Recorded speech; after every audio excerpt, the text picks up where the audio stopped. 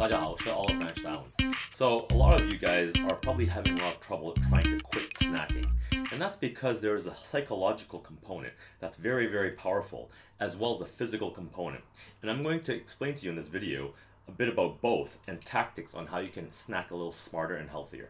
So first you need to understand a little bit of the neuroscience that's going on when snacking.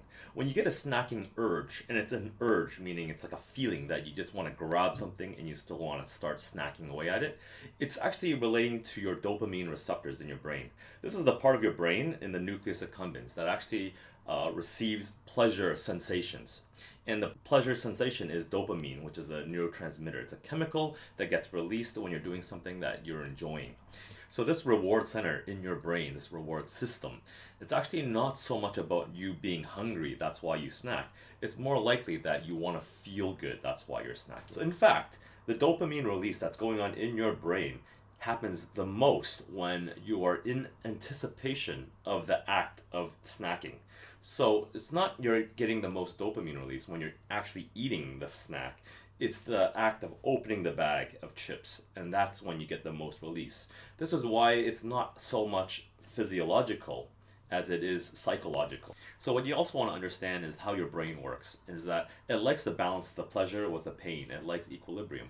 And so if you're feeling quite bored, or you're just coming from a meeting that's a little stressful, then your body will naturally want to balance that by injecting some dopamine, and that's when you're typically snacking. But this form of emotional snacking is not good for you because A, it's actually not helping you with your stress, meaning it's not relieving or resolving any issues that you're having, and it's actually a band-aid solution for you, meaning you're just putting in empty calories that's actually going to make you fat without any resolution. So everything I mentioned so far is the precursor. It's what's leading up to snacking, which means it's all happening inside your brain before you're even putting the first bite in your mouth. This is why I've mentioned before the importance of mindfulness training.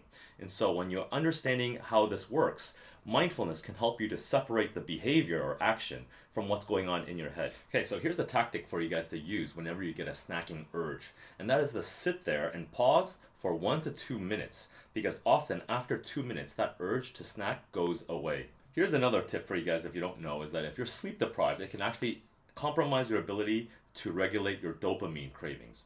Okay? So this is why a lot of people who don't get enough sleep chronically, there are also people who have higher risk of chronic disease.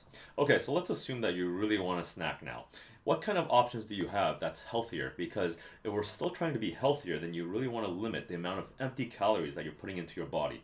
The first thing you need to understand is this hormone called cholecystokinin, or CCK for short, is a hormone that gets secreted in your gut that travels to your brain to tell you that you're not hungry anymore and stop eating.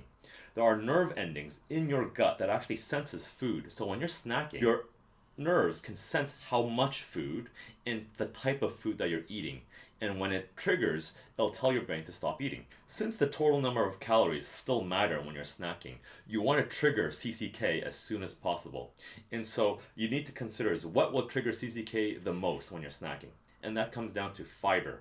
So it can actually sense a lot of fibrous food, a lot of bulk, and that'll trigger CCK. The type of food that will also trigger CCK is fatty acids, specifically omega-3 fatty acids. The other thing is amino acid. A very specific type is glutamine. Now, glutamine can be found in a lot of protein-rich foods like chicken, beef, eggs, dairy, even beans, tomatoes, carrots. Okay, so when you're snacking these types of foods, it will trigger CCK more, telling your body to stop eating quicker. And of course, the worst types of snacks that you can be intaking are junk food snacks like chips, chocolate bars, and candies. And that's because they're really high in sugar and bad fats, and also they just don't trigger CCK. Therefore, you want to keep eating more and more of it, and so you end up with more calories than you should. So guys, understand that willpower, or fighting the urges of snacking, is really unsustainable. Instead, you should adopt a design mindset, meaning you want to design your environment so that you'll be eating healthier snacks because you know they'll be coming. And those are snacks, as I mentioned, that will trigger CCK, such as boiled eggs, and you can prepare those in advance. Beef jerky, just make sure the ingredients don't have a lot of sugar or preservatives. and also snacks like cheeses. And these are proper cheeses and not the highly processed types of cheeses. And you can have those handy in your environment when you want a snack. So that's it, guys. In conclusion, understand that snacking is actually a very psychological behavior, and that if you do choose a snack, hopefully now you can understand that you can choose snacks that increase CCK production, foods that are high in fiber and protein. I hope you found that useful, guys. As always, please leave any questions or comments